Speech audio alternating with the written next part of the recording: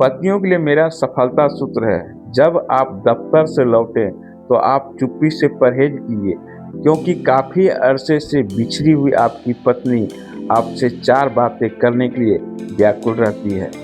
अपनी पत्नी को हाय दृष्टि से मत देखिए, उसे मजदूरी या रसोई बनाने वाली ना समझे।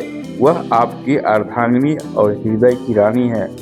अपने पत्नी के सामने पराई औरत की सुंदरता या उनके गुणों की वर्णन न करें। आप भले ही विद्वान चाहे गुणवान क्यों न हो, आपकी पत्नी में ऐसी ज्ञान न हो कि आपके गुणों की परख कर सके।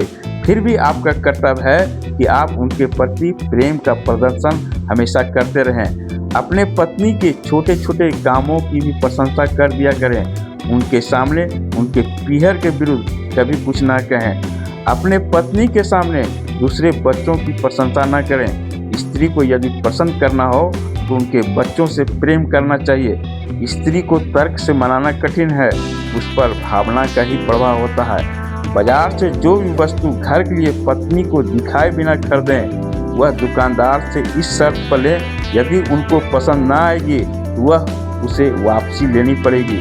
यदि आप ऐसा करेंगे तो आपके घर की शांति बनी रहेगी। जो पति अपने पत्नी पर हुक्म नहीं जताते हैं, जो गृहिणी के दुखी हो जाने पर सेवक नाई की तरह उसे संतुष्ट करने का यत्न करते हैं, वे ही अपने गृहिणी के प्रिय बनते हैं।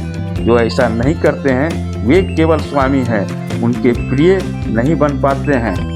जिसके बिना काम नहीं चल सकता, वह यदि दोष भी करे तो उस पर क्रोध न करें, अनुनय करने का प्रयत्न करें। आग से नगर के नगर जल जाने पर भी उसे आदर के साथ पुनः घर लाना पड़ता है।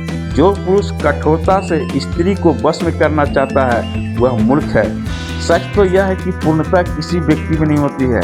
आप अपने व्यवहार में शालीनता लाकर, आप अपने स्वभाव में परिवर्तन करके आप भी एक सफल पति बन सकेंगे। यदि आप इन सफलता सूत्रों के साथ साथ चलेंगे तो आप भी एक सफल पति बन पाएंगे और जीवन में सुखी और सफल हो सकेंगे।